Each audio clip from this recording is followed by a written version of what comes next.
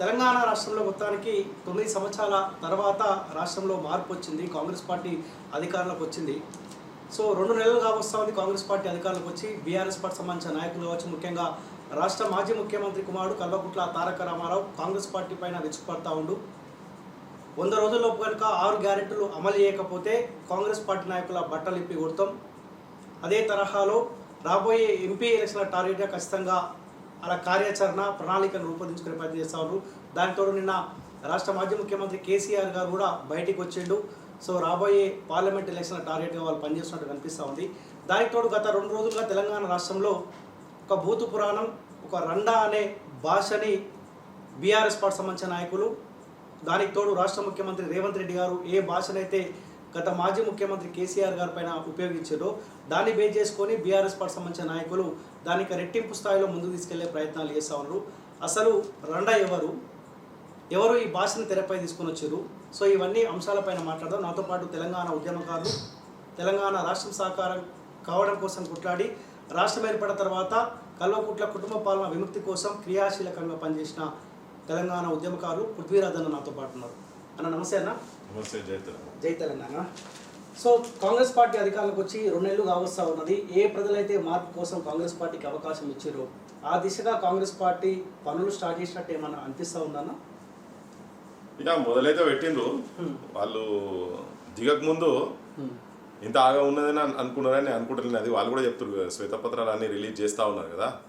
సరే, అధికారంలోకి వచ్చేందుకు కొన్ని అటు ఇటు ఒకటి చెప్తూనే ఉంటారు. కానీ మెయిన్గానైతే ఆ సైడ్ కొంచెం అడుగులు అయితే పడుతున్నట్టయితే కనబడుతున్నాయి. అట్లీస్ట్ ఎంత మోసం జరిగింది, ఎంత అప్పులలో ఉన్నాము తెలంగాణ ఏందని అవైతే కొంచెం బయట పడుతున్నాయి కదా. మొత్తం పడ్డాక మేనిఫెస్టో కావచ్చు, అవన్నీ ఇంప్లిమెంటేషన్ మరీ తొందర, మరి 2 నెలలే కదా. కానీ అడుగులు అయితే పడుతున్నాయి, ఇప్పటికైతే కనబడుతున్నాయి. చేయకపోతే ఆటోమేటిక్గా వ్యతిరేకత కూడా వస్తుంది కదా. ఎట్లయితే కేసీఆర్ మీద వచ్చిందో, కేసీఆర్ విషయంలో ఏంటంటే పాలన కన్నా ఎక్కువ ఆయన ఈ రాచరిక పోకడలు, ఇటువంటి అంటే ఎదుటి వాళ్ళని చాలా చులకనగా చూసి అసలు ఆపోజిషన్ అనేది లేకుండా చేసేటువంటి ప్రయత్నము. ఏదో వెనుకట రాజులు మహారాజులు కొడుకు పోతే యువరాజు వచ్చిండని చెప్పి రోడ్ల మీద ఏ వాడలో పోతే ఆ వాడల షాపులు బంద్ చేసుడు, రోడ్ల మీద అంతా పోలీసులను పెట్టుడు, బడి పిల్లలను పిలిపించుడు, చేతులు ఊపించుడు, ఇదంతా ఒక రాచరిక వ్యవస్థ తాండవం ఆడుతున్న టైంలో జనం విపరీతంగా ఇదెక్కడి పరిస్థితి, ప్రజాస్వామ్యమా రాచరికమా అనే కాడికి వచ్చేసి ఆయన తీసి పక్క కొట్టేసే స్థాయికి పోయిండ్రు. ఇక్కడ మాట్లాడటం కూడా మాట్లాడించే పరిస్థితి లేదు కదా. ఎవరు మాట్లాడితే వాళ్ళ మీద ఏదో యాక్షన్, తప్పుడు కేసులు బనాయించడు, తప్పుడు భాష పదజాలం వాడు, వాళ్ళ బిజినెస్ల మీద దాడి చేసి ఇటువంటి అన్నీ జరుగుతుండే గత ప్రభుత్వంలో. సో అటువంటి వాటన్నిటికీ ఈవెన్ ప్రగతి పోయిన మాట్లాడి చెప్పుకున్నా పోతే కూడా చెప్పలేని పరిస్థితి కదా. ఎమ్మెల్యేల మంత్రులకే ఎంట్రీ లేనటువంటి దగ్గర ఒక ఎంపీని కూడా నీకు సెక్రటరియట్ ఎంట్రీ కానియలేదు కదా. ఇప్పుడు సామాన్యులు ఎవరైనా కానీ పోయి అక్కడ పోయి అట్లీస్ట్ ఆడ పోయి మా బాధ ఏందో కాదేందో చెప్పుకునేటువంటి స్వేచ్ఛనైతే అట్లీస్ట్ కనబడుతున్నది. ఆ ఇనుప కంచెలు మొత్తం ఉడవి పడేసింది ప్రగతి భవన్. ఆ ఏరియా అటు దిక్కుపోతే అటు దిక్కు చూస్తే కూడా ఏమైనా అవుతుందేమో అన్నంత భయం ఉన్నటువంటి దగ్గర ఇలా అర్జీలు పట్టుకొని పోయే సిచ్యువేషన్ అయితే కొంచెం అయితే కనబడుతుంది కదా. ఇది మనం దాచిపెడితే దాగేది కాదు కదా. ఎందుకంటే అట్లా లేకుండే గత 9 సంవత్సరాలు ఎంత పైశాచికంగా ఒక పిశాచులు లెక్క వచ్చి కూర్చొని రాబందు లేక తెలంగాణను దోపిడీ అయితే చేసిండ్రో, వీళ్ళు వచ్చిన తర్వాత అట్లీస్ట్ అవన్నీ బయటపడుతున్నాయి. కాళేశ్వరం మేము చెప్తుంటే ఈ జనం వినలేదు, ఏదో వీళ్ళకి ఏదో పంచాయతీ అనే లెక్కలు చూసేది. కానీ రకం కాళేశ్వరం మొత్తం మేడిగడ్డ దగ్గర అంతా పగుళ్ళు మొత్తం చూసిన తర్వాత జనానికి కూడా అర్థమవుతుంది, అరే వీళ్ళు చెప్పేటి నిజమే కరెక్టే కదా అని చెప్పని. ఒక్క పరీక్ష కూడా కనీసం ఒక్క పరీక్ష కూడా సక్రమంగా నిర్వహించలేకపోయింది కదా. లాస్ట్కు దానికి శోభ భరించలేక ఎన్నిసార్లు మేము చదువుకొని ఎన్నిసార్లు పోస్ట్ పోన్ కావాలని ప్రవళిక ఆత్మహత్య చేసుకుంటే ఆ అమ్మాయిని కూడా వేరే రకంగా అసలు ఆ పరీక్షనే రాయలేదని చెప్పని ఒక బుకాయించుడు అబద్ధపు బోకస్ మాటలు ఏదైతే మాట్లాడిందో మళ్ళీ ఆ టికెట్లు అన్ని చూపించాల్సి వచ్చింది. వాళ్ళ తల్లిదండ్రులను భయపెట్టించి మళ్ళీ వాళ్ళతో స్టేట్మెంట్ ఇప్పించింది కదా. అంత దుర్మార్గమైన పాలన అయితే ఇప్పుడు అట్లీస్ట్ గత 2 months నుంచి అయితే అది కనబడతలేదు. అది కనబడతలేదు. దానిలోకి వెళ్ళి విముక్తి పొందినట్టునైతే ప్రజలు ఎట్లా భావిస్తున్నారు, మా బొట్టలో కూడా డెఫినెట్గా అట్లా. సో ముఖ్యంగా రాష్ట్రం రాకముందుకు మీరు పోరాడారు, రాష్ట్ర సహకారం కోసం క్రియాశీలకంగా పనిచేశారు. రాష్ట్రం ఏర్పడ్డ తర్వాత కూడా ఈ కల్వకుంట్ల కుటుంబ పాలన కోసం అంతకుమించిన స్థాయిలో ఎన్ని బెదిరింపులు ఎన్ని ఇబ్బందులు పెట్టినా కానీ పోరాడారు. సో ఇప్పుడు పృథ్వీరాజ్ గారు కాస్త రిలాక్స్ అయినట్టయినా మార్పు వచ్చిన తర్వాత, లేకపోతే మళ్ళీ కాంగ్రెస్ పార్టీ పైన మరో పోరాటం చేయాల్సిన అవసరం ఉందా అంటే ఏం చెప్తారు? ఇప్పుడు మరో పోరాటం అని కాంగ్రెస్ మీద ఇమీడియట్ గా అనాల్సింది ఏం లేదు. కానీ డెఫినెట్ గా కరెక్షన్స్ ఉంటే చెప్పాల్సిందే కదా. ఇప్పుడు మాట్లాడుతూనే ఉన్నాం కదా, ఇప్పుడు చెప్తూనే ఉన్నాం. మన గద్దర్ సభ జరిగింది. సభ జరిగినప్పుడు గద్దర్ని అధికారికంగా బర్త్డే చేసే సిచ్యువేషన్ ఉన్నప్పుడు అక్కడ డైరెక్ట్గా గద్దర్ విద్య గురించి మాట్లాడిందని చెప్పినాం. గద్దర్ సామాజిక అసమానతల గురించి మాట్లాడిందని చెప్పినాం. అవన్నీ ఈ ప్రభుత్వం మీద బాధ్యత ఉంది. అది ఒక పుట్టినరోజు తర్వాత దాన్ని అఫీషియల్గా చేసుకునేది కాకుండా తన ఆలోచన విధానాలు ఏవైతున్నాయో వెనకటి నుంచి ఇప్పుడు ఉద్యోగాలకు సంబంధించి అనుకోండి, ఫస్ట్ నుంచి ముల్కీ నాన్ ముల్కీ కాడికెళ్ళి మొదలైంది పంచాయతీ. ఎప్పటి నుంచో 54 కన్నా ముందు మొదలైన పంచాయతీ ఇది. Idli sambar go back, non Mulki go back అని జియో 36 కావచ్చు, 610 జీవో నుంచి మన ఉద్యోగాలు ఆంధ్రలో తీసుకుపోతున్నారు అని చెప్పి దాన్ని వేసిన కమిటీలు, గిర్గిలాని కమిటీ రిపోర్ట్స్ కావచ్చు, అవన్నీ అమలు జరగలేదనే ఇక్కడ పోరాటాలు జరిగినాయి. ఇప్పుడు మొన్న వచ్చిన తర్వాత కూడా ఈయన 9 సంవత్సరాలను కూడా ఉద్యోగాలు వేయలేదనే కదా, ఖాళీలు ఉన్నాయనే కదా. ఇప్పుడు అవి ఫిలప్ చేయాల్సిన బాధ్యత వాళ్ళ మీద ఉన్నది. ఐఏఎస్లు, ఐపీఎస్లు, అందని మిఠాయి చందమామలే, మేనేజర్లు, డాక్టర్లు, ప్రిన్సిపాల్లు, వైస్ ఛాన్సలర్లు, క్లర్క్ కొలువులకు కూడా తెలంగాణకి అదృష్టం లేకుండా పోయిందని చెప్పి మిగిలింది ఒకటే చీపులు కొరువు, ఆ చీపురు కొరువుకు తోటి ఆంధ్రుడు పోటీకి వచ్చినాడు అని చెప్పని రాసిండు. సో అవన్నీ దాన్ని రేపు ఈ ప్రభుత్వం వచ్చిన తర్వాత అటువంటి సాహిత్యం మళ్ళీ పుట్టకుండా దానికి ఆ సాహిత్యానికి కూడా అయ్యో ఇట్లా ఉన్నది కాబట్టి ఉద్యోగాలన్నీ ఇవ్వాలనే ఉద్దేశంతో చెప్తున్నాం కదా. చెప్పాల్సిందే మనం కాదు, ఆ పార్టీలో ఉన్న వాళ్ళు కూడా కొంతమంది చెప్తున్నారు. మొన్న ఒక బహిరంగ సభకు పోయినప్పుడు గద్దర్ స్టాచ్యూ కాడికి పోయినప్పుడు మదియాస్కే అన్నాడు, ఉప ముఖ్యమంత్రి పక్క కూర్చున్నప్పుడు ఆయననే అన్నాడు, అరే నువ్వు మన ప్రభుత్వంలో కూడా గత అధికారులు కూడా కొంత కంటిన్యూ అవుతున్నారనే అభియోగం మన మీద పడుతున్నది, మనం సర్దిద్దుకోవాలని చెప్పని వాళ్ళు కూడా అంటున్నారు. సో అది ఎక్కడో దగ్గర ఇప్పుడు ఆ స్వేచ్ఛ ఇక్కడ ఉంది. అట్లీస్ట్ ఈ పార్టీ వచ్చిన తర్వాతనే మొదటి నుంచి కూడా కొంచెం చూస్తున్నాం కదా, ఆ స్వేచ్ఛ ఇంట్లో ఉంటది అనేది కనబడుతున్నది. స్వేచ్ఛ లేనప్పుడు డెఫినెట్ గా వాయిసెస్ వస్తాయి కదా. అక్కడ పృథ్వీరాజ్ కాకపోవచ్చు, ఇంకా 10 మంది పృథ్వీరాజులు పుట్టొచ్చు. ఈ పృథ్వీరాజ్తో పాటు ఇంకా చాలా మంది పుడతారు, మాట్లాడతారు. తప్పదు అది. ప్రజాస్వామ్యంలో ప్రజలకు అనుకున్న విధానంగా కనుక పాలన జరగనప్పుడు వాయిస్ ఎట్లా ఉంటుంది. అది తెలంగాణలో ఈ మట్టిలో ఉన్నటువంటి ఒక గొప్పతనమే అటువంటిది. ఏంటంటే ఇక్కడ వాయిస్ ఎప్పుడున్నా కానీ ప్రజలకు, పేదోళ్లకు సంబంధించిన నక్సలైట్ల ఉద్యమాల కన్నా ముందు జరిగినాయి, సాయుధ పోరాటం అప్పుడు జరిగినాయి, ఇప్పుడు కూడా వాయిసెస్ ఉండయి అనుకున్నట్టు అది భ్రమల బతుకున్నట్టు. సో తప్పకుండా ఉంటుంది, మాట్లాడాల్సిన సిచ్యువేషన్. ఎందుకంటే కొంచెం ఇప్పుడిప్పుడే నడుస్తుంది కాబట్టి. ఇంకోటి వాళ్ళు కూడా వెల్కమ్ చేస్తున్నారు. మీరు అడగండి, ఇప్పుడు ఇంత ముందు లెక్క ఆపోజిషన్ బయటికి వెళ్ళగొట్టి మాట్లాడదు కాదు కదా, నువ్వు కూర్చో ఇక్కడ, నువ్వు మాట్లాడు, నువ్వు కూడా చర్చ చేయని అంటున్నారు కదా, అది వెల్కమ్ సైన్ కదా. అది వెల్కమ్ సైన్. అసెంబ్లీలో ఇంతకుముందు వాళ్ళని సస్పెండ్ చేసి బయట పంపించారు. అరే నువ్వు రావా, నువ్వు కూర్చుందిరా, కేసీఆర్ నువ్వు కూర్చుందిరా, కేటీఆర్ నువ్వు కూర్చుందిరా, హరీష్ నువ్వు కూర్చుందిరా అని చెప్తున్నారు కదా వాళ్ళు. నువ్వు కూర్చో, ఇప్పుడు మాట్లాడదాం దాన్ని, నువ్వు చర్చ ఎంతసేపు మాట్లాడతావు అంతసేపు మాట్లాడంటారు. అటువంటిప్పుడు ఫ్రిక్షన్ లో ఫ్యాక్ట్స్ బయటకు వస్తాయి. హీట్ మొదలైనప్పుడు ఫ్యాక్ట్స్ బయటకు వస్తాయి. సో అట్లా ఫ్రిక్షన్ జరిగేటందుకు వాళ్ళే కాంగ్రెస్ వెల్కమ్ చేస్తుంది కదా. అట్లనే ప్రజల్లో వాళ్ళు తిట్టుకున్నప్పుడు వాస్తవాలు అయితే బయటకు వస్తాయి కదా. సో ఆ చర్చ జరుగుడు అనేది ఒక పాజిటివ్ సైన్. అదే బ్యూటీ ఆఫ్ డెమోక్రసీ. అట్లనే ఉంటుంది. ఆపోజిషన్ అట్నే స్ట్రాంగ్ ఉండాలి, ఆపోజిషన్ అట్నే క్వశ్చన్ చేయాలి. ఇప్పుడు వాళ్ళు అడుగుతున్న ఉట్టి ఏదో బుద్ధపురాణంతో కాకుండా అంశాలు ఇప్పుడు వాళ్ళు మాట్లాడేటువంటి పరిస్థితికి వచ్చినప్పుడు వీళ్ళు కూడా పెట్టాలి. వీళ్ళు ఒక పత్రం రిలీజ్ చేస్తే వాళ్ళు ఒక పత్రం రిలీజ్ చేస్తారు కదా. ఫ్యాక్ట్స్ ఏంటంటే జనానికి అయితే తెలుస్తాయి కదా. ఈ లోపల తెలిసినప్పుడు వాస్తవాల సైడే జనం పోతారు. మీడియా కూడా ఇక తప్పని పరిస్థితులు, అనివార్య సిచ్యువేషన్లో చూపించాల్సి వస్తుంది. వాళ్ళ ఛానల్లో కూడా కొన్ని హషప్ చేసినా కానీ కొన్ని వాస్తవాలు అయితే బయటకు వస్తాయి కదా, జనానికి అయితే బయటకు వస్తాయి కదా. సో అందుకనే మాట్లాడు అనేది ఎప్పటికైనా ఏ సమస్యలు ఉన్నా కానీ ఇంటర్నల్ ఫోరంలో కానీ ఎక్స్టర్నల్ ఫోరంలో కానీ బహిరంగ కానీ ఎక్కడైనా కానీ మాట్లాడాల్సిన సిచ్యువేషన్ ఉంటుంది. మాట్లాడతాం కూడా, మాట్లాడలేదు కదా. సో మీరు అన్నట్టు ఏ చర్చ అయితే అంటే కొంత మేధావులలో జరుగుతూ ఉందంటే, సో గత పాలకుడికి కేసీఆర్కి ఎవరైతే సహకరించారో లేకపోతే సహకారం చేసారో, ఇంకో విషయం పక్క పెడితే అధికారులు ఎవరైతే కేసీఆర్ కన్సర్న్లో పనిచేసారో అదే అధికారులు రేవంత్ రెడ్డి పక్కన పెట్టుకొని పరిపాలన కొనసాగిస్తున్నారు. నిజంగా ఏ మార్పు అయితే మనం కోరుకున్నామో పాలనలో కూడా మనం మార్పు రావాలని కోరుకున్నాం. అదే అధికారులను పక్కన పెట్టుకోవడం వల్ల పరిపాలన ఏమైనా మార్పు వచ్చే అవకాశం ఉంటుందా? నాయకుని మీదనే ఆధారపడి ఉంటుంది ఏదున్నా కానీ. అల్టిమేట్ గా నయతీతి నాయకుని ఎట్లుంటాడో కింద అట్లనే ఉంటుంది. సో డెఫినెట్ గా కొంతమంది ఆఫీసర్ల మీద చాలా భీకరంగా అంతకుముందు మనం కొట్లాడిన విషయం వాస్తవమే. ఇప్పటికి కూడా అది ఉంది. చాలా మంది జనం లోపల కూడా ఉంది. మీకు ఆ క్వశ్చన్ వచ్చిందంటేనే చాలా మంది లోపల అరే అధికారులే మళ్ళీ ఈడున్నారు కదా ఆయన అంటే, అప్పుడు ముఖ్యమంత్రి ఏం చెప్తే వాళ్ళు అట్లా చెప్రాసి లెక్క పనిచేసిండ్రు, కాబట్టి అది ఉంది. కొంత ఎట్లా ఉందంటే సేమ్ అదే రిపీట్ అయితే మాత్రం వ్యతిరేకత వస్తుంది జనం లోపల కూడా, మళ్ళీ రిపీట్ అవుతుంది. కొంత అనుకుంటే అసలు ఆఫీసర్లు కూడా ఇప్పుడే కదా వచ్చింది, మేమంతా చదువుకున్నారు, జర టైం పడుతుందనే మాట మాట్లాడుతుంది. కానీ ఏంటంటే అటువంటి ఆఫీసర్లను పెట్టుకోకుంటే ఇంకా చాలా మంచిది. కానీ పెట్టుకున్నా కానీ మరి వాళ్ళతో మెడలు వంచి పని చేయించాలనుకుంటున్నారా, లేకపోతే ఇంకేమైనా వాళ్ళ నుంచి లోపాయికారిగా వాళ్ళ మధ్యలో కేసీఆర్ వాళ్ళ మధ్యలో ఉన్నట్టు ఏమన్నా బుదిగరిచి వీళ్ళని బయటికి తీయాలనుకుంటున్నారా, లేకపోతే ఒకటేసారి ఆఫీసర్లు అందరిని టార్గెట్ చేస్తే ఐఏఎస్ ఐపీఎస్ వాళ్ళందరూ ప్రభుత్వం మీద నాన్ కోఆపరేషన్ అనేది మొదలు పెడుతుంది అనుకుంటున్నారా, ఏందో తెలియదు. అది టూ అర్లీ.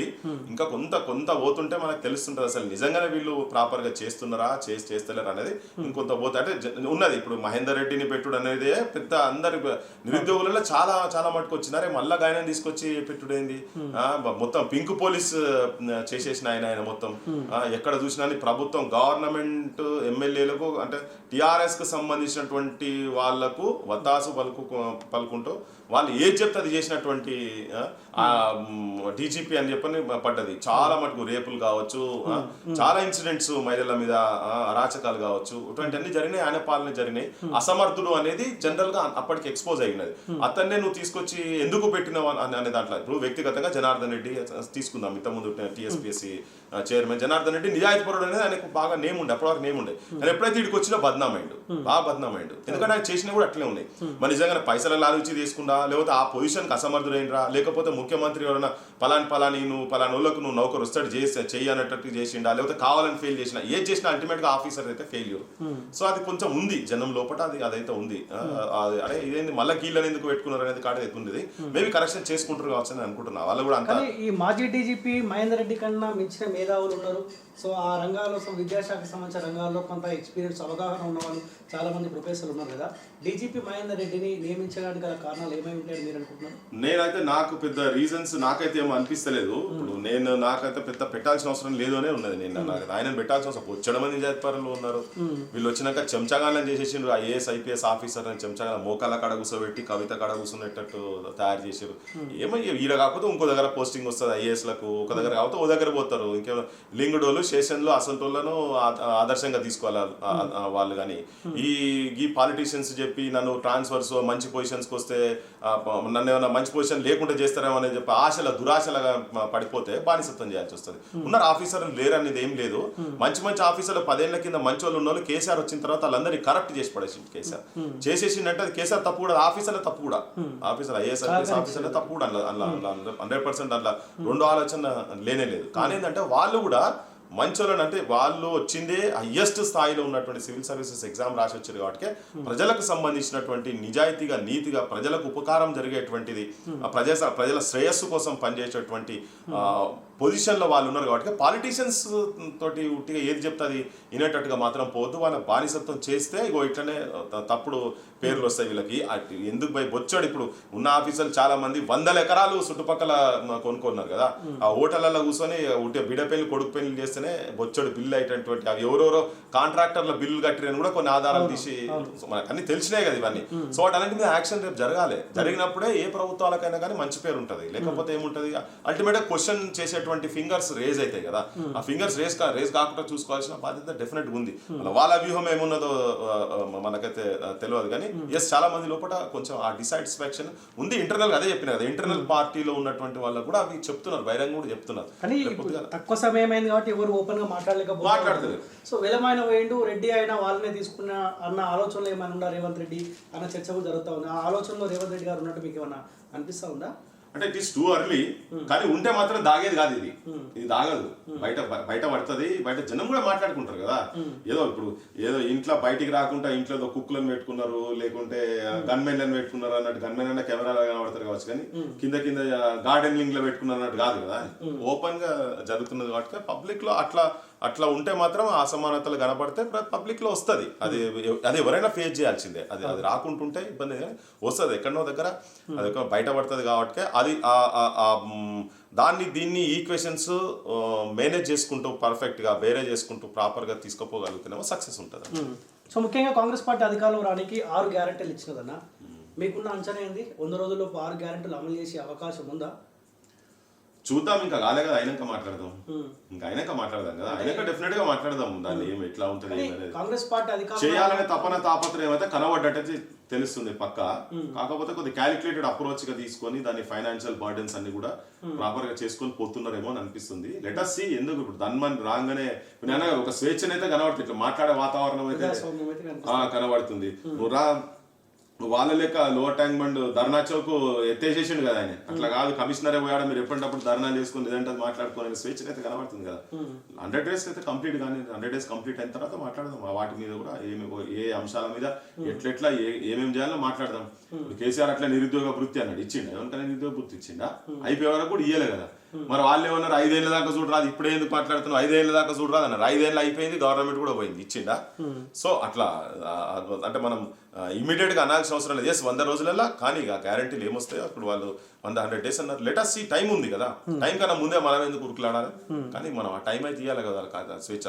కొన్ని అన్నారు మొదటి సంతకమే దీని మీద పెడతాము, మీరు కరెంటు బిల్లు కట్టకూడదు, కొన్ని అంశాలు చెప్పారు. ఇమీడియట్ గా మీ అకౌంట్లకు రుణమాఫీ చేస్తాం ఇవన్నీ.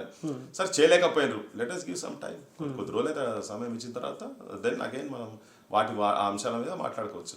సో ఏ కల్వకుట్ల కుటుంబం అయితే అధికారానికి దూరమైందో, అధికారంకి దూరమైనా కానీ అహంకారం మాత్రం పోనట్టు కనిపిస్తూ ఉంది. కేటీఆర్ దూకుడు చూస్తూ ఉంటే, లేకపోతే కవిత దూకుడు కావచ్చు, లేకపోతే హరీష్ రావు దూకుడు కావచ్చు. ఎందుకు అధికారం దూరమైనా కానీ అహంకారం ఎందుకు పోతే ఈ కల్వకుట్ల కుటుంబంలో? వాళ్ళు ఏమనుకుంటున్నారంటే, ఇప్పుడు యాక్చువల్గా ఏంటంటే వాళ్ళు కష్టపడితే వచ్చింది కాదు కదా, కష్టం చేసినోనికి దాని బాధ ఏందో తెలుస్తుంది. వీళ్ళు అట్లా కాదు కదా, ఉద్యమకారులు కష్టం చేసిండ్రు, అట్లా చాలా మంది పల్లెలా నా బొట్టోలు బొచ్చడం మంది తిరిగిండ్రు. వీళ్ళు ఉరికొచ్చి కుక్కుడు ఫుడ్ ను తింటున్నారు కదా, వాళ్ళు ఎన్నడూ అధికారం లేకుంటున్నారు చెప్పు. 2001 పార్టీ పెట్టినప్పుడు వచ్చి కూడా నేను తెలంగాణ వచ్చేవారు నాకు ఏ పదవద్దు అలంకారం వద్దని చెప్పని రాలే కదా, డైరెక్ట్ పాలిటిక్స్ వచ్చిండు, ఆయన నిలబడ్డాడు, ఎమ్మెల్యేలు అయినరు, వాళ్ళు ఎప్పుడు పదవులు అనుభవిస్తున్నారు, జీతాలు తీసుకుంటారు, వాళ్ళు గన్మెన్లు ఉన్నారు, మంత్రులైనరు. సమైక్య రాష్ట్రంలో ప్రత్యేక రాష్ట్రం గురించి కొట్లాడేటోళ్ళు సమైక్య రాష్ట్రంలో 6 మంత్రులైన కదా, ఎమ్మెల్యే కాకముందే హరీష్ ను మంత్రిని కూడా చేసిండు కదా. సో పవర్ కు వాళ్ళు ఎక్కడ దూరం ఉన్నాడు, ఈయన కూడా కేంద్ర మంత్రి పదవి తీసుకున్నాడు కదా. సో వీళ్ళు పవర్ కి ఎప్పుడు దూరం లేరు వీళ్ళు. సో కొట్లాడేటోడు ఎప్పుడు కింద గ్రామాలలో ఓపెన్ కాస్ట్ లకు పోయి బాంబుల మూతలతో భయభ్రాంతులై పల్లె అనుకుంటా, నేడు తల్లడిల్లిపోతున్నదమ్మా నా పల్లె వలసెల్లిపోతున్నదమ్మా అని మా గొడవలంతా తిరుగుకుంటా మేము ఎక్కడ ఆదిలాబాద్ నుంచి మొదలు పెడితే కింద పాలమూరు దాకా పల్లెనా పల్లెర్లు మొలిసే పాలమూరులోనా మా తెలంగాణలోనా అనుకుంటా ఆడ తిరిగితే ఈడ తిరిగితే ఆడ ఫ్లోరైడ్ ఎఫెక్టెడ్ ఉంటే నల్గొండ తిరిగితే వీళ్ళు ఎన్నడూ ఉట్టిగా పైన దాన్ని రాజకీయంగా చేసుకుంటూ ఓట్లుగా మలుచుకునేటువంటి దాంట్లో చేసారు. కాబట్టి ఇదేదో మాదే, మా ఇంటి కాడికి వెళ్ళి వచ్చింది మేమే అనేది ఒక అహం నెత్తి మీదకి ఎక్కి కూర్చున్నది వాళ్ళకి. వాళ్ళు ఏంటంటే అదే ఆ ఊర్లలో వెనకట దొరతనం ఏం పని చేయకుండా కూర్చొని తిని ఉంటుంది కదా. ఈయన ఎప్పుడైనా మూవ్మెంట్ స్టార్ట్ అయినప్పుడు ఈయన ఉండేనా? కేటీఆర్ లేకుండే కదా, ఆయన ఎక్కడో అమెరికాలో కూర్చుండే, కవిత కూడా అమెరికాలోనే ఉండే కదా. వాళ్ళు ఈడ తెలంగాణ ఇడంతా చచ్చిపోయి ఇదంతా జనం అంతా ఊకే అంటే జనం అంతా మూవ్మెంట్ సైడ్ వచ్చి ఫైట్ చేస్తున్న క్రమంలో వచ్చారు. వాళ్ళు ఎంతసేపు సూపర్ఫిషియల్ గా పైనుంచి ఆపరేట్ చేశారు, కానీ గ్రాస్ రూట్స్ లెవెల్ కనుక రియల్ గా ఫైట్ చేసి కనుక తిరిగేది ఉంటే అప్పుడు వేరే తిరిగి ఉంటుండే. ఆ బాధ ఏం తెలుస్తుంది, కేసీఆర్ ఇంట్లో చచ్చిపోయిందా, చచ్చిపోతే అలాగా బాధ తెలుస్తుండే. అమరుల కుటుంబాలు, చనిపోయిన వాళ్ళు, తర్వాత లాఠీ దెబ్బలు తిన్నోళ్ళకు అవన్నీ ఆ బాధలు అనుభవించిన వాళ్ళు ఎన్నడూ గడ్డ మీదనే ఉన్నారు కదా. వాళ్ళు ఎప్పుడు గడ్డ మీద ఉన్నారు, వాళ్ళు గడ్డ మీద లేకుంటే ఎప్పుడు లేరు కదా. ఏదో 4 పాదయాత్రలు ఇటువంటి అవి అంటే అవి నార్మల్ ఎనీ పాలిటీషియన్ ఎవడైనా చేసే పనులే. కానీ రియల్ ఆ పెయిన్ అనేది ఉంటే ఇట్లా ఉండదు కదా, ఈ అహంకారం కనిపించదు కదా. ఆ పెయిన్ అనేది ఉంటే అంటే ఏ రాచరిక వ్యవస్థకు వ్యతిరేకంగా కొట్లాడి స్వాతంత్రం తెచ్చుకున్నామో అదే రాచరిక వ్యవస్థకు ఆధిపత్యం వహించాలనే ఆలోచన ఉండదు కదా ప్రజాస్వామ్య దేశంలో. అది ఆయనకు ఉన్నదంటేనే ఆయన మూలాలే రాంగ్ ఉన్నాయి, ఆయన ఫౌండేషన్ ఇట్ సెల్ఫ్ రాంగ్ ఉన్నది. ఆ ఫౌండేషన్ ఆ పిల్లలకు అట్లనే వచ్చింది, వాళ్ళకు కేటీఆర్ కావచ్చు, కవిత కావచ్చు, వాళ్ళందరికీ ఆహం మొత్తం నెత్తి మీదకి ఎక్కి కూర్చున్నది. ఏదో నాది, నా సొంతం, మా నాయన సంపాదించుడు, మా చిన్నాయన సంపాదించుడు, మా తాతలు ముత్తాతల కాడి రాసుకున్న ఆస్తి అని అనుకునే భావనలో వాళ్ళు ఉన్నారు కాబట్టి అహంకారం అట్లే నెత్తి మీద ఉన్నది వాళ్ళకు. అందుకని ఆ పాలన అట్లా జరిగింది. పర్మనెంట్ గా మేమే ఉంటామని చెప్పని అనుకున్న వాళ్ళు కూలిపోతారని చెప్పని వాళ్ళు ఎక్స్పెక్ట్ చేయలేదు. ఇప్పుడు కూడా ఇంకా మాది ఇంకోటి ఎవడో దోసుకుంటున్నారనే లెక్క, ఇంకోటి ఎవడో వచ్చి రాజ్యం వెళ్తున్నారనే భావనలో వాళ్ళు ఉన్నారు తప్ప అది కాదు. ఇది ప్రజాస్వామ్యం. ఎప్పుడైనా కానీ ఇంకా అక్కడ కాదు, ఇంకా లోతులో కూడా పోయే ప్రమాదం వాళ్ళకు ఉన్నది, వాళ్ళు గమనిస్తలేరు. వాళ్ళ అప్రోచ్ ఇంకా మార్చుకోకపోతే ఇప్పుడు కింద పడున్నాడు, రేపు బొందపడతారు, మొత్తం రాజకీయంగా భూస్థాపితం అవుతారు. ఇప్పుడు ఇంకా భూస్థాపితం కాలే కానీ మొత్తం కంప్లీట్ గా భూస్థాపితం అయ్యే ప్రమాదం ఉన్నారే. వీలేంద్రే ఆయన ఏం లేనప్పుడు కూడా మళ్ళీ ఇదే మొదలు పెట్టిరేందని చెప్పని. సో ఆ ప్రమాదం వాళ్ళకు ఉన్నది, వాళ్ళ కరెక్షన్ చేసుకోకపోతే మొత్తం వాళ్ళతో పాటు వాళ్ళు ఎంబడున్న వాళ్ళ రాజకీయ భవిష్యత్తు కూడా క్లోజ్ అయిపోతుంది. కానీ పదే కేటీఆర్ కొన్ని కామెంట్స్ చేస్తూ ఉండే ఈ మధ్య పార్లమెంట్ సమీక్షా సమావేశంలో. సో ప్రజలు అనుకుంటా ఉన్నారు కేసీఆర్ గారిని ఎందుకు కూడా కొట్టినాం, కేసీఆర్ చేతిలో అధికారం ఉంటే అయిపోతుండే కదా అన్న ఆలోచన ఈ 2 నెలల కాలంలోనే ప్రజలు వచ్చినారా? ఆ కామెంట్స్ చేస్తారు నిజంగా ప్రజలు కేసీఆర్ ఉంటే అయిపోతుండే అన్న తరహాలో ఆలోచిస్తా ఉన్నారా? వీళ్ళు థాట్ పోలీసింగ్ చేస్తున్నారు. ప్రజలకు అట్లా అనిపించి వాళ్ళు అనుకుంటారు పాపం, వాళ్ళకు వాళ్ళు అల్ప సంతోషులు, వాళ్ళు అట్లా అనుకుంటారు. ప్రజలు అట్లా ఏం లేరు, ప్రజలకు అట్లా అటువంటి భావన అయితే ఏం జనం లోపల లేదు.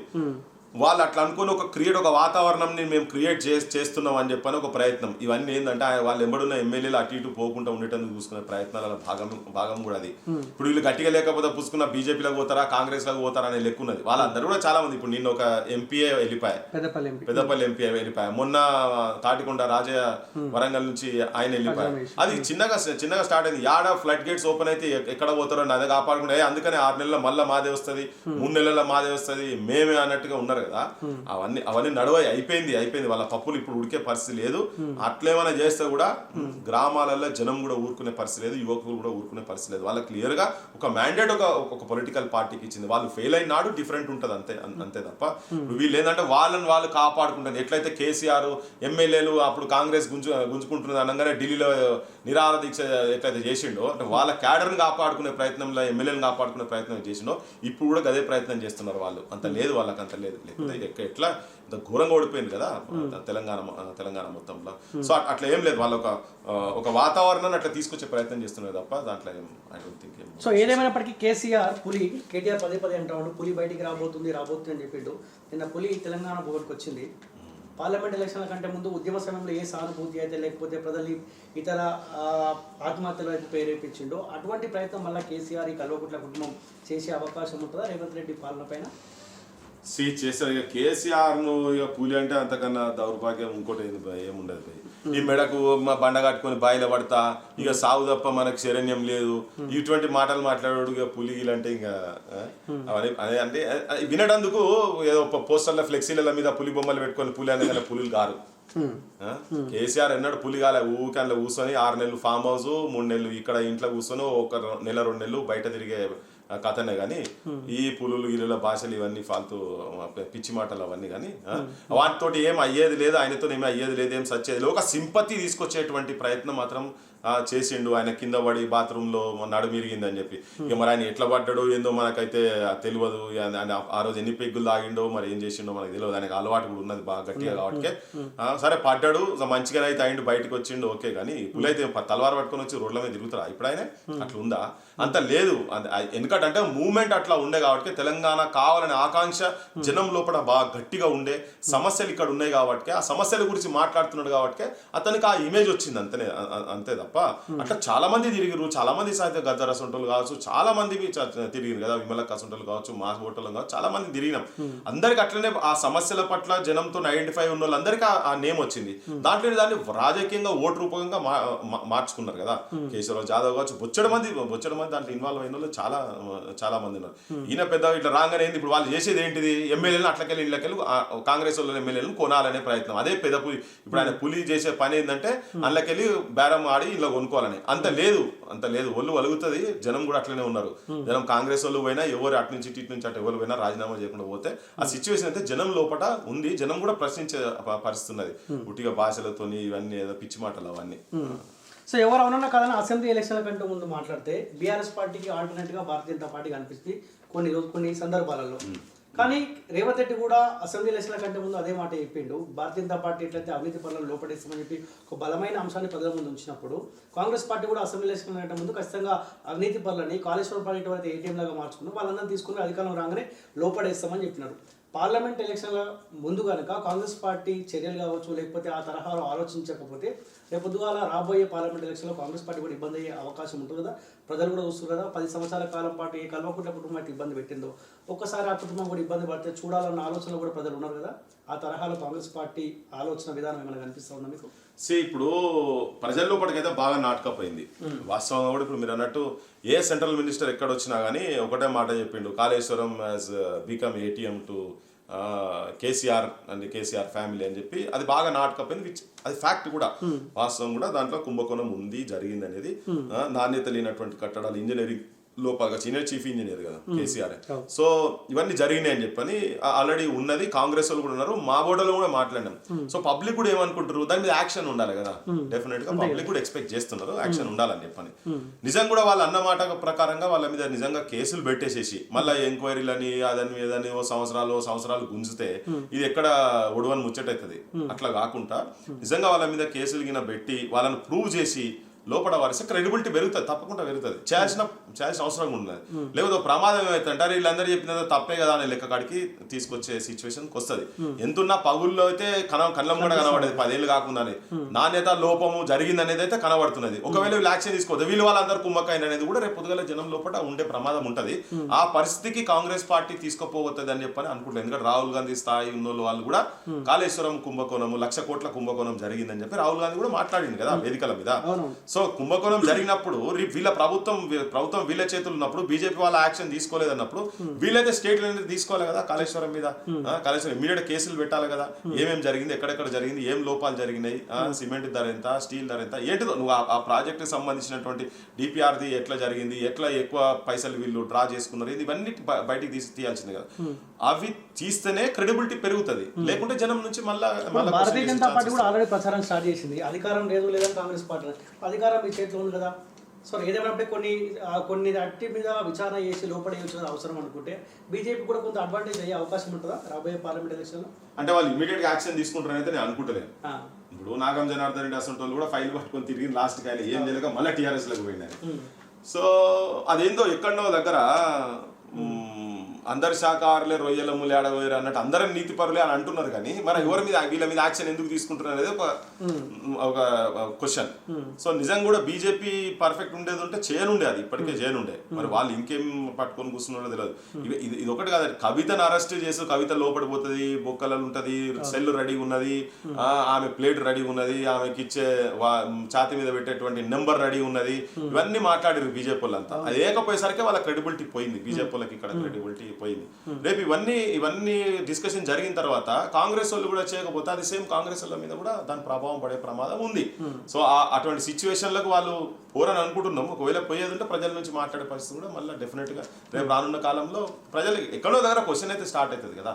యాక్షన్ అయితే జరగాలి, యాక్షన్ జరగకుంటే దానికి క్వశ్చనింగ్ ఉంటుంది. కానీ నేను ఎక్స్పెక్ట్ చేస్తుంది ఏంటంటే చేస్తారు వీళ్ళు ఏదో ఒకటి అయితే చేసే దాంట్లో ఉన్నారు. ఇప్పుడు నిన్న మాట్లాడారు, మొన్న మాట్లాడుతున్నారు, అన్ని తీస్తున్నారు. ఇప్పుడు ఫైల్ అన్ని అక్కడ మొన్న మాజీ చీఫ్ సెక్రటరీకి సోమేష్ కుమార్ కు దాదాపు 5,000 ఎకరాలు ఉన్నాయి చుట్టుపక్కల అసైన్ భూములు అన్ని కలిపి 5,000 ఎకరాలు అవన్నీ బయటికి తీస్తామని చెప్పి మొన్న మంత్రి మాట్లాడి కోమటిరెడ్డి వెంకటరెడ్డి. సో ఇట్లా ఒకటని కోటి బయట పడుతుంటే జనానికి కూడా తెలుసు, మాకు కూడా తెలియదు 5,000 ఎకరాలు ఉన్నాయని. మరి వాళ్ళు ప్రభుత్వంలో బాధ్యత పొజిషన్ ఉన్నప్పుడు అని చెప్పిన వాటి రేపు పొద్దున బయటికి తీయాలి. తీయకుండా అదైతే మార్క్ అయితే ఉన్నది కదా, ఆ స్టేట్మెంట్ అయితే మార్క్ పడ్డది. అరే మన ఒక డీజీ ఫార్మర్ చీఫ్ సెక్రటరీ మీద నువ్వు మాట మాట్లాడు ఏవి ఎక్కడ ఉన్నాయని రేపు అడిగే సిచ్యువేషన్ మామూలు పామలు అడుగుతారు. రేపు అంతా వాట్సాప్లు సెల్ ఫోన్ ఉన్నాయి, వాటికి ఎక్కడైనా ఇది జరుగుతూనే ఉంటది. సో ఇట్లా ఎంత మంది దగ్గర ఎన్నెన్ని తీసుకున్నారు వీళ్ళు, అసలు ఈ ధరణి సంగతి ధరణి అయితే ఇంకా స్టిల్ తవ్వుతూనే ఉన్నారు, అలాగే బయట పడుతూనే ఉన్నాయి. ఓటెన్కు బయట పడుతున్నాయి. సామాన్య ప్రజలకు మేలు జరుగుడు ఎంతో తెలియదు, కొంచెం అక్కడక్కడ జరిగింది కాబట్టి, కానీ నష్టం మాత్రం బాగా జరిగింది ధరణితో. సో అవన్నీ బయటికి తీస్తే ఇవన్నీ బయట పడతాయి. రేపు పొద్దుగా ఇవన్నీ వచ్చిన తర్వాత జనంకి అయితే ఒక క్లారిటీ వస్తుంది. అసలు ప్రజాధనాన్ని ఎవరు దోపిడీ చేశారు, ఎవరు తిన్నారు, ప్రజలకు ఎంత ఉపకారం జరిగింది, దాంతో నాయకుల చేతులలో ఎన్ని పైసలు పోయినాయి. ఇప్పుడు కేసీఆర్ అంటుండ పులి బయటకు వచ్చి కేటీఆర్ అంటుండ కదా మేమో చేస్తామని, యాడికలు వచ్చి నీకు ఇన్ని పైసలు. ఇలా నువ్వు ఒక దేశంలోనే అన్నిటికన్నా గొప్ప ఆల్మోస్ట్ హైయెస్ట్ స్థాయిలో నీ ఫండ్స్, నీ పొలిటికల్ పార్టీ ఫండ్స్ వచ్చి ఉన్నాయి కదా. నువ్వు ఇక్కడ కాదు బయట రాష్ట్రాలలో పోయి నువ్వు సొంతంగా బంగ్లాలు కొనుక్కొని నీ ఆఫీసులు పెట్టుకునే స్థాయికి పోయినావు, నువ్వు జిల్లాలలో కూడా ఆఫీసులు పెట్టే స్థాయికి పోయినావు. ఇవాళ ఎమ్మెల్యేలను బజాట్ల అంగట్ల సరుకును ఏది కూరగాయలు, టమాటాలు, ఉల్లిగడ్డలు, పచ్చిమిరపకాయలు కొన్నట్టు నువ్వు అట్లా అన్ని పైసలు ఎక్కడికి వెళ్ళి వచ్చినాయి అసలు? నీ బ్యాక్గ్రౌండ్ ఏంది, నువ్వేం పని చేసినావు, కేసీఆర్ ఏం పని చేసిండు, కేటీఆర్ ఏం పని చేసిండు, కవిత ఏం పని చేసింది, ఎక్కడికి వెళ్ళి వచ్చినాయి మీకు ఇంత పైసలు, ఇన్ని 100 కోట్ల రూపాయలు మీకు పైసలు ఎక్కడికి ఎక్కడికి వెళ్ళి వచ్చినాయి? అవన్నీ ప్రజల పైసలే కదా. నువ్వేం పని చేసినావు, ఏదైనా కష్టపడి ఏమైనా ఇండస్ట్రీ పెట్టుకుని నువ్వు చేసినాయి? దోపిడీ చేసి కుంభకోణాలు పర్సెంటేజీలు తీసుకొని ప్రాజెక్టులలో పర్సెంటేజీలు తీసుకొని వచ్చిన పైసలతోటే నీకున్నాయి. ఇలా మిషన్ భగీరథ మీద కూడా అదో పెద్ద స్కామ్. పైపులు ఉన్న వాటినే ఉంచి గతంలో ఉన్నటువంటి పైపులను అట్లే పెట్టి, నల్ల పైపులు అట్లే పెట్టి అవి కొత్తగా వేసినామని చెప్పి నువ్వు బిల్లులు పెట్టుకొని డ్రా చేసుకున్నారు. పాలకుర్తి తొర్రూరు రోడ్డు, తొర్రూరు టు పాలకుర్తి 2 బిల్లులు చేసి అట్లా బిల్లులు లేపిండి ఉన్నాయి. ఇవన్నీ అట్లా వచ్చిన పైసలు కదా. రేపు పొద్దుగా ఇవన్నీ వీళ్ళు తీసుకొచ్చి అన్ని ముంగడ పెట్టారు అనుకో, 6 నెలలు కానీ 8 నెలలు కానీ ఉన్నట్టు అన్ని తీసి ప్రజల ముంగట కనుక ఇవన్నీ పెడితే అప్పుడు బహిర్గతం అవుతుంది. దాని తర్వాత వాళ్ళు రాజకీయంగా మన బయటకు కూడా వెళ్ళే సిచ్యువేషన్ అవన్నీ కట్టియాల్సిన అవసరం కూడా ఉంది. కాళేశ్వరం అవినీతి గురించి మాట్లాడుకుంటే ఏ కాళేశ్వరం అవినీతిని మనం పదే మాట్లాడుకుంటాము. దీంట్లో అన్ని పార్టీ వాళ్ళకి భాగస్వాములు అయి ఉన్నారు అని అంటా ఉన్నది, మనం మూడవాడే అవకాశం ఉంటుందా? అది చూద్దాం కదా, టైం చెప్తుంది, టైం చెప్తుంది. ఇప్పటివరకు దాకా అయితే కాంగ్రెస్ కూడా నేనే అన్నా కదా, రాహుల్ గాంధీ కూడా అన్నాడు కదా 1,00,000 కోట్లు కాళేశ్వరం కుంభకోణం రేపు తీయాల్సిన అవసరం ఉంటుంది. ఒకవేళ వీళ్ళు జరగలేదు అనుకో ప్రజలకు ఆ డౌట్స్ వస్తాయి, అరే ఎందుకు మరి వీళ్ళు ఎందుకు తీయలేదు, ఒకవేళ ఉంటే ఎందుకు లేదు, లేదో ఒక పలాన్ ఉన్నది కాబట్టి పలాన్ మాట్లాడలేకపోతున్నాం, ఏదో ప్రజలకు జస్టిఫై చేసేటువంటి ఆర్గ్యుమెంట్ కనుక లేకపోతే ప్రజలు నమ్మే పరిస్థితి అయితే ఉండదు అని నేనైతే అనుకుంటున్నా. పక్కా తీస్తారు, ఇది పక్కా ఎక్కడో దగ్గర ఇది బయటకు వస్తుంది. చాలా క్యాలిక్యులేటెడ్ గా పర్ఫెక్ట్ గా లెక్కలతో సహా ఎక్కడెక్కడ ఏమేమైనా ఏంది ఎక్కడ కూడా మళ్ళీ అటు ఇటు కాకుండా ఇట్లా చేయాలనుకుంటున్నారు. నేనైతే చేస్తారనుకుంటున్నాను, నేనైతే హోప్ లో ఉన్నా, పక్కా హోప్ లో ఉన్నా. అక్కడ స్థాయి నుంచి మాట్లాడారు కదా, ఒకవేళ జరగలేదు అనుకో డెఫినెట్ గా మాట్లాడతారు కదా, మాట్లాడాల్సిన సిచ్యువేషన్ ఉంటుంది, మాట్లాడాల్సి వస్తుంది, మాట్లాడతాం. ఇప్పుడే అందరు కలిసి ఉన్నారా అంటే ఉండొచ్చు, కొంతమంది కలిసి ఉండొచ్చు, చెప్పలేము. కానీ ఎవరు కలిసినా బయటనైతే పెట్టాల్సిన పరిస్థితి ఉంటది. అంటే నేను ఏంటంటే కింది లెవెల్ ఎవడన్నా అక్కడిక్కడ లాలుచి పడితే పడి ఉంటారు కావచ్చు, కానీ పక్కా అది పై స్థాయి నుంచి జరిగింది కాబట్టి క్రెడిబిలిటీ స్టేక్ లో ఉంటది. National leaders credibility will be at stake. రేపు అది అన్న తర్వాత అరే క్వశ్చన్ చేస్తే అన్ని పొలిటికల్ పార్టీస్ క్వశ్చన్ చేస్తాయి కదా, నువ్వు 1,00,000 కోట్లు కుంభకోణం కాళేశ్వరం జరిగింది అన్నావు కదా, మరి 1,00,000 రూపాయలన్నా యాడికెళ్ళి 1,00,000 రూపాయల మందం అన్నా ఎవరి మీద తిన్నారు అనే వాళ్ళ మీద కేసులు పెట్టి లోపటేసినావు అనేది రేపు క్వశ్చన్ వస్తుంది. బరాబర్ బయటికి తీయాల్సిందే. కేసీఆర్ కుటుంబం ఎవరెవరిదైతే ఇన్వాల్వ్మెంట్ ఉన్నదో వాళ్ళని బొక్కల వారేయాల్సిందే, పక్కా పడేయాల్సిందే. రోడ్ల మీద మామూలు చిల్లర దొంగలను పీట్ పాకెటర్లు ఎట్లా వేస్తారో అంతకన్నా హీనంగా అటువంటి సెల్ ఏమన్నా ఉంటే అని లేచి వీళ్ళకి అటువంటి పనిష్మెంట్ జరగాల్సిందే. ఎందుకంటే అవి మన కళ్ళ ముంగడ కనబడుతున్నాయి. ప్రాజెక్ట్ అయితే పర్రెలు వస్తుందా, ప్రాజెక్ట్ ఎక్కడన్నా పర్రెలు వస్తుందా? అంతకుముందు లక్ష్మీ పంప్ సెట్లు అయితే గూడగూలి మునిగిపోతాయా? ఇవ్వని సొమ్ము, ఇవ్వనయ్యా సొమ్ము. ఇక్కడ 10,000 రూపాయలు 20,000 రూపాయలు నువ్వు అవినీతి చేస్తే వాడిని లోపల పడేసి వాని జీవితం మొత్తం అట్లా కనిపిస్తున్నాడల్లా తిడతాడు. ఎవరైనా 5,000 రూపాయలు 500 రూపాయలు తీసుకొని ఏసీబీకి దొరికిన కానిస్టేబుల్ లేకపోతే చిన్న అసిస్టెంట్ ఇంజనీర్ కనుక దొరికేది ఉంటే వాళ్ళని ఎట్లా చూస్తారు సమాజం? ఎంత హీనంగా చూస్తారు. ఇప్పుడు కేసీఆర్ కుటుంబాన్ని అంతకన్నా హీనంగా నీచంగా ఒక 10,000 లక్ష రేట్లు కింద చూడాల్సిన అవసరం ఉంది. ఎందుకంటే వాళ్ళు అంత దోపిడీ అవినీతి చేసింది కాబట్టి వాళ్ళని అట్లా చూడాల్సిన అవసరం ఉంది. చేసిండు, బరాబర్ చేసిండు, అది లెక్కలతో సహా వీళ్ళు బయట పెడతారనే కాన్ఫిడెన్స్ అయితే ఉంది. కానీ ముఖ్యమంత్రి రేవంత్ రెడ్డిలో ఆ పగ, కసి, కుటుంబం ఇబ్బంది పడుతుంది చూడాలన్న ఆలోచన ఉన్నట్టు కనిపిస్తుంది. ఎందుకు నేను ఈ ప్రశ్న అడుగుతానంటే మొన్న రవీంద్ర భారత్లో జరిగిన గద్దర్ గారి జయంతి దాంట్లో సభలో సో మీ గురించి ప్రస్తావించిండు, నా క్లాస్మేట్ అని ప్రస్తావన తీసుకొని వచ్చిండు. సో మీకు తెలిసి ఉంటుంది ఆయన ఆలోచన విధానం, మీకు అన్నీ తెలిసి ఉంటుంది. మీరు ఆనాడు నుంచి ఆయన దగ్గర నుండి చూస్తూ ఉన్నారు కాబట్టి, క్లాస్మేట్ అని చెప్పిండు కాబట్టి నిజంగా వాళ్ళ మీద ఆ కుటుంబం మీద అంత పగ ఉన్నట్టు కనిపిస్తూ ఉందా? జస్ట్ మాటల్లో ఆ తరహాలో మాట్లాడుతూ ఉన్నాడా? పగ కషి అనేది ఒకటి పక్కకు పెడితే ప్రజల తరఫుకెళ్ళి ఆలోచిస్తే మాత్రం ప్రజాధనాన్ని అవినీతి చేసి కేసీఆర్ కుటుంబము వాళ్ళ సొంతంగా తెలంగాణ తీసుకొచ్చుకున్నది, తెలంగాణ జరిగే త్యాగాలన్నీ తెలంగాణలో బతుకులు బాగుపడాలి, తెలంగాణ ప్రజలు స్వేచ్ఛ వాయువులతో ఉండాలి, వాళ్ళకి రావాల్సిన వాటా, వాళ్ళకి రావాల్సిన హక్కులు ఆంధ్రులు తీసుకోపోతున్నారు కాబట్టి మా హక్కులు మాకు కావాలి, మా ఉద్యోగాలు మాకు కావాలి, మా వనరులు మాకు కావాలి, మా నీళ్లు మాకు కావాలి అనేది అయితే జరిగిందో అది కాకుండా తెలంగాణ సంపదను మొత్తం ఒక కుటుంబం చేతుల్లో అయితే పెట్టుకొని అధికార మార్పిడే తప్ప తెలంగాణకు పెద్ద ఒరిగింది ఏది లేదు అనేది జరిగిందో ఆ పైసలు వాళ్ళంతా కుంభకోణాలు చేసి లోపటేసారు కాబట్టి దాన్ని బయటికి తీయాల్సిన బాధ్యత కసి ఎవరికున్నా కానీ ఇట్ ఈస్ వెల్కమ్. నేను ఉన్నదని అనుకుంటున్నా, బయటికి తీయాలి కదా. మరి ఇంతమంది చనిపోయిన తర్వాత వాళ్ళ బతుకులు అయితే ఎక్కడ బాగుపడిన ఉదంతాలు అయితే లేవు. అరే అమరులకు ఇచ్చిన ప్రామిసెస్ కూడా నిలబెట్టుకోలేదు కదా నువ్వు, అమరుల కుటుంబాలకు ఇచ్చిన ప్రామిసెస్ కూడా నిలబెట్టుకోలేదు కదా. వాళ్ళకి 300 గజాల జాగా అన్నావు, 3 ఎకరాల భూమి అన్నావు, ఇయ్యలే. ఒక 10 లక్షల రూపాయలు ఇచ్చిండు, మీతో ఎంత పక్క పడిచిండు. ఉద్యోగాలకు పిల్లలకు ఉద్యోగాలు అన్నావు, ఉద్యోగాలు కూడా ఇయ్యలే కదా. సో ఇవన్నీ కాకుండా నువ్వు నీ ఉద్యోగాలు, నీ కుటుంబము, తర్వాత నీ సంపద పెంచుకున్నావు కాబట్టి అవి బయటికి తీయాల్సిన బాధ్యత ఉంది. తన ముఖ్యమంత్రి స్థాయిలో ఉన్నాడు కాబట్టి పక్కా తీస్తారని దాంట్లో కసి కాదు, ఇంకా డబల్ త్రిబల్ కూడా తీసుకొచ్చుకోవాలి. తనకు సొంతంగా ఉన్నది కాదు, ప్రజలది కూడా తన నెత్తి మీద పెట్టుకొని కూడా చేయాల్సిన బాధ్యత తన మీద ఉన్నది, చేస్తాడని నమ్మకం కూడా ఉన్నది. ఓకే, గత 2 రోజులుగా రేవంత్ రెడ్డి గారు రాష్ట్ర మాజీ ముఖ్యమంత్రి కేసీఆర్ పైన ఒక భాషని ఉపయోగించాడు. సరే ఆ భాష మనం మాట్లాడాల్సిన విషయం పక్కన పెడితే సో కొంత అసభ్యకరంగానే మాట్లాడాడు. గతంలో కేసీఆర్ మాజీ కేంద్ర మంత్రి కిషన్ రెడ్డి పైన ఏదో భాష మాట్లాడాడు, అదే భాషను రేవంత్ రెడ్డి మాట్లాడాడు. దాని మీద కొంత రచ్చ రేగుతూ ఉన్నది. సో రేవంత్ రెడ్డి ఈ తరహాలో మాట్లాడడాన్ని మీరు సమర్థిస్తూ ఉన్నారా? భాష ఎవరు మాట్లాడినా కానీ నా వ్యక్తిగతంగా నేనైతే సపోర్ట్ చేస్తలేను. కానీ ఏమైపోయిందంటే అదే నీవు నేర్పిన విద్య నీరజాక్ష అన్నట్టు ఇంకోటి అసలు ఈ భాష మొదలు పెట్టిందే కేసీఆర్. వాస్తవంగా చెప్పాలంటే ఇప్పుడు చాలా మంది మాట్లాడుతున్నది కూడా ఏంటంటే కేసీఆర్ ఇప్పుడు కుక్కల కొడుక, గాడిది కొడుక, రండా కొడుక, ముండా కొడుక గివ్వానండి కేసీఆర్ మాట్లాడే భాష. ఉదయాన్ని బంద్ చేయంటే మా తెలంగాణ భాష అంటారు. తెలంగాణలో అవి కాదు కదా. ఎనకడో మాట చెప్పిండు బుల్లబ్బాయి అని ఒకటి చెప్పిండు. బుల్లబ్బాయి అంటే తెలంగాణలో జనరల్ గా చులకన ఒకసారి వేరే అర్థం వచ్చాడు. ఆంధ్రలో బుల్లబ్బాయి అంటే వాళ్ళు మంచిగా ప్రేమగా పిలుచుకునేటువంటి పదం.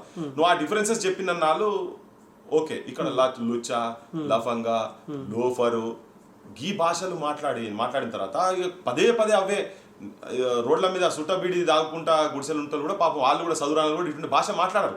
అహంకారం నెత్తికెక్కి ఒక పిచ్చి నెత్తి మీద ఉన్నటువంటి వాళ్ళే మాట్లాడతారు. అటువంటి ఒక పిచ్చి కేసీఆర్ అటువంటి భాష పదజాలం వాడినప్పుడు నువ్వు నార్మల్ భాష మాట్లాడితే నేటట్టు లేడని చెప్పి ఈ భాష అందరూ స్టార్ట్ చేసి అరవింద్ మాట్లాడిండు, తర్వాత రేవంత్ మాట్లాడిండు. ఇక మా ఓటర్లో కూడా అప్పుడప్పుడు కేసీఆర్ భాషలో చెప్పాలంటే ఇగో లుచ్చా అంటారు, లఫంగ్ అంటారు అన్నాం. నేను కూడా అన్నా, కానీ నేను అంతగానే బూతులు ఇంకా అంతగానే ఎక్కువ పోలే. రండా అంటే ఏంటి తప్ప? రండా ఒక బూత్ పదం. అది నువ్వు ఒక కేంద్ర మంత్రి, నీకు ఈక్వల్ స్థాయి ఉన్నటువంటి కిషన్ రెడ్డి ఒక central cabinet minister is equal to state chief minister. నువ్వు అటువంటి వ్యక్తిని పట్టుకొని నువ్వు రండా ఏం భాష అనేది బొక్కల వరేయాలి అసలు కేసీఆర్ అంటుంది. తెలంగాణ అట్లా కాదు. తెలంగాణలో ఏం జరుగుతుంది తెలుసా? ఇంకట ఇప్పుడు నేను చెప్తున్న చిన్న ఉదాహరణ, వరంగల్లో 1000 పిల్లర్ టెంపుల్ దగ్గర ప్రతి వారము కూర్చొని ఆ ప్రాంతంలో ఉన్నటువంటి వాళ్ళంతా చదువుకున్న వాళ్ళంతా కూర్చొని కవులు వీళ్ళంతా కూర్చొని సాహిత్యం మీద కాంపిటీషన్ జరుగుతుండే. ప్రతి వారం వాళ్ళు రాసు మాడబూసి శ్రీధర్ వాళ్ళ ఫాదర్ కావచ్చు, మా ఫాదర్ ముచ్చతున్నాడు గారు ఇట్లా కూర్చొని కాలోజీ ఇటువంటి వాళ్ళు కూడా కూర్చొని వీళ్ళందరూ సాహిత్యం మీద జరిగేది కాంపిటీషన్.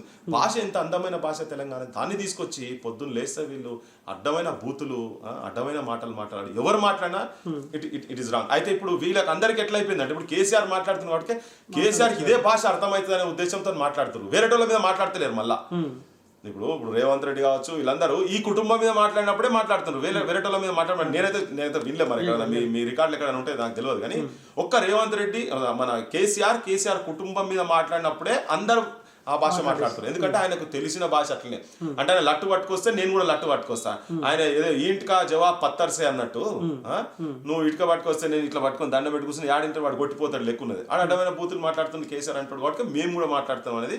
అందుకని ఇది ఎక్కడ నువ్వు దగ్గర ఫుల్ స్టాప్ జరగాల్సిందే. అది కేసీఆర్ ఆపకుంటే ఇంకా పెరుగుతుంది. ప్రతి ఒక్కరు తిడుతాడు. ప్రతి ఒక్కరు అదే భాష. ఏంటంటే కేసీఆర్ ఆనాడు కేంద్ర మంత్రి కిషన్ రెడ్డిని పట్టుకొని ఇదే రెండో భాష ఉపయోగించినప్పుడు ఆనాడు బీఆర్ఎస్ పార్టీ సంబంధించిన నాయకులకు ఇబ్బంది కాదే. ఈవెన్ ఇప్పుడు మాట్లాడుతున్న బాల్క సుమన్ కావచ్చు, కౌశిక్ రెడ్డి కావచ్చు.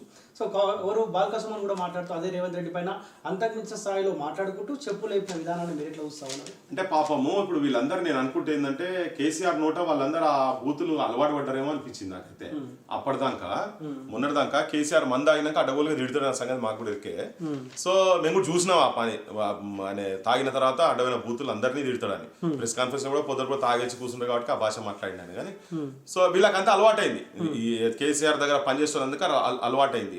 ఇప్పుడు కొత్తగా ఆయన అనే వరకు వీళ్ళందరికీ బాధ అవుతున్నట్టున్నది. మరి వీళ్ళందరూ చదువుకున్నలే కదా, ఒక్కొక్కరు పీజీలు పిహెచ్డీలు అన్ని. ఇట్లా కాదు తెలంగాణ భాష, ఇట్లా కాదు. అద్భుతమైన భాష ఉంటుంది. ఇప్పుడు మంచి అంటే సీరియస్ గా ఇక్కడ ఆత్మహత్యలు చేసుకున్న టైంలో ఫైరింగ్లు 69లో ఫైరింగ్ జరిగినప్పుడు కూడా ఇక్కడ కవులు ఇక్కడ బూతులు తిట్టలే. మాదన్న మాకి రాజన్న దేవుడు అంతకన్నా మేము అడిగేదే లేదురా అన్నాడు. మా హక్కుల గురించనే భాష సరళంగానే ఉండే. బాగా ఫైరింగ్ లో చచ్చిపోతుంటే ఎన్నడూ కాలుతుంది ఆంధ్రలో కాడు అన్నాడు. అంతే తప్ప బూతులు ఎక్కడ మాట్లాడలే. అయ్యోనివా నువ్వు అవ్వోనివా తెలంగాణకి తోటి పాలోనివా అన్నాడు. వాటాల పై నువ్వు మా అవ్వకు రిలేటివ్, మా నాయనకు రిలేటివ్. తెలంగాణ అవ్వ అంటే తల్లిని అవ్వ అంటారు, నాయనను అయ్యా అంటారు. అయ్యోనివా నువ్వు అవ్వోనివా తెలంగాణకి తోటి పాలోనివా అని ఇట్లా సాహిత్యపరంగా భాషారూపంగా అద్భుతంగా చెప్పుకుంటా వచ్చి చెప్పారు. కానీ ఇట్లా బూతులు మాట్లాడు కాదు. ఆంధ్రాలో జనరల్ గా బూతులు చాలా సరళంగా ఈజీగా మాట్లాడు. తెలంగాణలో అట్లా మాట్లాడరు. కొంచెం ఉంటది, అక్కడ కొంచెం ఉంటది, ఇక్కడ ఉండదు. కానీ ఈ కేసీఆర్ వచ్చిన తర్వాత ఈ అడ్డమైన భాష మొత్తం ఈ కుక్కలు పందులు పందుల కొడుకులు కుక్కల కొడుకులు బజాట్లో మాట్లాడే మాటలన్నీ మొత్తం కూడా చదువురానోళ్ళు మాట్లాడే లుచ్చా లఫంగలు కంటిన్యూస్ గా అది అయిపోయింది. అదో ఊత పదం లెక్క అయిపోయింది పిచ్చోడు. సో ఆ భాష బంద్ కావాలి. అది ఎవరు మాట్లాడినా రేపు ఆయన బంద్ చేస్తే బంద్ అవుతుంది. నువ్వు వేరే ఏ లీడర్ గురించి అట్లా మాట్లాడుకోరు. చూడండి మీరు ఎవరు మాట్లాడినా కానీ వేరే ఏ లీడర్ గురించి ఇంకో మాట్లాడితే నేనైతే చూడలేదు అట్లా. ఒక కేసీఆర్ ఎందుకంటే ఆయన అదే భాషకు అర్థమవుతుంది కాబట్టి ఆయన వీళ్ళు కూడా అదే భాషలో బంద్ కావాలి. ఇక్కడ బంద్ కావాలి. కేసీఆర్ రేవంత్ రెడ్డి ఫాలో అవుతా ఉండే కేసీఆర్ ఏ తప్పిదాలు చేసినా అదే తప్పిదాల వెనుక రేవంత్ రెడ్డి నడుస్తున్నాడా అంటే ఏం చెప్తారు? తప్పిదాలంటే భాష విషయంలో మాత్రం అదే చెప్తున్నా కదా, టిట్ ఫర్ టాట్ అని. To every action there is equal and opposite reaction అన్నట్టు న్యూటన్స్ థర్డ్ లా ఏదైతే ఉందో, నువ్వు ఒకటి చేస్తేనే 4 చేస్తారు అబ్బాయి అనేది ఉన్నది. నువ్వు బంద్ చేసుకో, లేకుంటే నువ్వన్నా బంద్ చేసుకునే కాడికి పోయింది. కానీ ఇద్దరు బంద్ చేయాల్సిందే. ఆ భాష వద్దు. ఎందుకంటే చిన్న పిల్లలు, నువ్వు కేసీఆర్ ముఖ్యమంత్రిగా ఉన్నప్పుడు ఏదైనా ప్రెస్ మీట్ లో కూర్చుంటే మా ఇళ్ళలో అయితే చిన్న పిల్లలు ఎక్కడ ఉంటారే వాళ్ళని లోపల రూమ్ లో పంపిన టీవీనే బంద్ చేయరని కాడుకుంటుండే. టీవీనే బంద్ చేయరని. ఎందుకంటే ఆ భాష వింటే వీళ్ళు పక్కకు పోయి మాట్లాడుకుంటారు. అది అయింది. మా కజిన్ బ్రదర్ కొడుకు అని టీవీ చూస్తుంటే అది చూసి అది బయటికి పోయి అరే లుచ్చా అన్నాడు. అరే ఇదేంద్రా నీకు ఇక్కడ భాష ఎక్కడికి వెళ్ళి వచ్చిందని అంటే టీవీ అదంతా చూసారకు అరే మా కేసీఆర్ మాట్లాడింది కాబట్టి అట్లా ఇన్ఫ్లుయెన్స్ అవుతారు, పిల్లలు కూడా ఇన్ఫ్లుయెన్స్ అవుతారు. సో కనుక ఆ భాష బంద్ చేయాలి. అద్భుతమైన భాష తెలంగాణ భాష. నువ్వు సర్కాస్టిక్ గా, హ్యూమరస్ గా మస్తు క్రిటిసైజ్ చేసుకోవచ్చు వ్యక్తిని నువ్వు క్రిటిసైజ్ చేయదలుచుకుంటే. ఆ భాష ఫస్ట్ కేసీఆర్ కుటుంబం ఈ బంద్ చేయాలి. అది మిగతా కూడా అందరూ బంద్ చేస్తారు. బంద్ చేయాల్సిన అవసరం కూడా ఉంది. అది వద్దు, అది కంటిన్యూ చేయాల్సిన అవసరం లేదు. అది ఆయన అంటే మాట్లాడి కానీ మనం కూడా అదే లైన్ లో పోవాల్సిన అవసరం లేదు. అది ఎక్కడో దగ్గర బంద్ కావాల్సిందే. అది సో కవిత 12 తారీఖు దీక్ష చేస్తా ఉందన్న, ధర్నా చౌక్ దగ్గర జ్యోతిరావు పూలే విగ్రహం పెట్టాలి అసెంబ్లీలో అని చెప్పి దీక్ష చేస్తా ఉందంట. మీరు స్వాగతిస్తారా కవిత చేసే దీక్షను? వీళ్ళు బాగా డ్రామాలు బాగా వీళ్ళకు బాగా డ్రామాలు అలవాటైనాయి వీళ్ళకి బాగా. మరి వాళ్ళ నాయన ఉన్నప్పుడు ఏం చేసిందంటే పాపం ఆమె ఆ ప్రగతి భవన్ లా ఇది మన గట్టి కోసుకుంటా కూర్చుందా, గడ్డి వీకిందా ప్రగతి భవన్ లా. అలా నాయన ముఖ్యమంత్రి ఉన్నప్పుడు 10 సంవత్సరాలు నిద్రపోయిందా? ఏం చేసిందా? సఫాయి పని చేసిందా? ఏమైనా మోర్లు సాఫ్ చేసుకుంటా కూర్చుందా కవిత? ఎందుకు గుర్తుకు రాలే పూలే గురించి అప్పుడు? ఎందుకు మాట్లాడలేదు? ఎందుకు చేయలే? బరాబర్. అది ఎప్పుడు వీళ్ళు పూలే సెంటర్ అని చెప్పి అంబేద్కర్ పూలే సెంటర్ అని ప్రగతి భవన్ లో ఒక బంగ్లాను మార్చిన తర్వాత నువ్వు పూలే విగ్రహమా? ఎట్లాగో పెడతారు పూలేది? నువ్వు కొత్తగా చేసేది ఏంది? ఎన్నడు మాట్లాడినావు నువ్వు? నేను ఆయన ఎన్నడు మాట్లాడారు? ఉన్న రిజర్వేషన్లు తక్కువ చేసినావు కదా బీసీలకు ఉన్న లోకల్ బాడీలలో. 33 27 చేసినావు. బుద్ధి లేదా నీకు? నువ్వు అప్పుడు మాట్లాడలేదా? ఎక్కడ పోయింది తెలివి? ఎక్కడ పోయింది? అప్పుడు ఎందుకు మాట్లాడలే? మీ నాయన దగ్గర పోయి కూర్చొని ఎందుకు మాట్లాడలే? ఏ పూలే ఆశయాలకు అనుగుణంగా ఏ పూలే ఏ జాతుల గురించి అయితే, ఏ జాతుల హక్కుల గురించి అయితే కొట్లాడిండో, ఏ గులాంగిరికి వ్యతిరేకంగా ఆయన కొట్లాడిండో, అదే గులాంగిరిని మీ నాయన ఆచరిస్తున్నప్పుడు, మీ నాయన అందరి కిందోళ్ళందరి గులాంలుగా చేసి పెట్టినప్పుడు నీకు ఎక్కడ పోయింది? నీ హోష్ ఎక్కడ పోయింది? నీ చదువు ఎక్కడ పోయింది? ఇప్పుడు మాట్లాడుతున్నావా? ఇది రాజకీయంగా వాడుకుంటందుకు చేస్తున్నటువంటి డ్రామా. తల్లిని డ్రామాలు అన్ని తెలుసు, జనానికి తెలుసు, అన్ని అర్థమైనాయి జనానికి, అన్ని అర్థమైనాయి. ఇవాళ ఏదో కొత్త వచ్చి నువ్వేదో పెద్ద బయటకు వచ్చి మంచి ముచ్చట్లేదో చెప్పి పూలే గురించి మాట్లాడుతున్న గొప్పదాని కాదు, అంబేద్కర్ కాదు. నీ స్థానము తిహార్ జైల్. యాక్చువల్గా తిహార్ జైల్ కరెక్ట్ ఉండేది ఉంటే నీ దగ్గర మీద అన్ని ఆధారాలు ఉన్నాయి. నేను నమ్మిన వాళ్ళు, నీ ఎంబడిన వాళ్ళు అందరు తిహార్ జైల్లో పోయి కూర్చున్నారు. నువ్వు లిక్కర్ రాని నువ్వు ఆడ కూర్చోవాల్సిన స్థానం నీది అక్కడ. ఈడ ధర్నా చౌక్ లో కూర్చున్నాడు కాదు, తిహార్ జైల్లో కూర్చోవాల్సిన టైం నీది.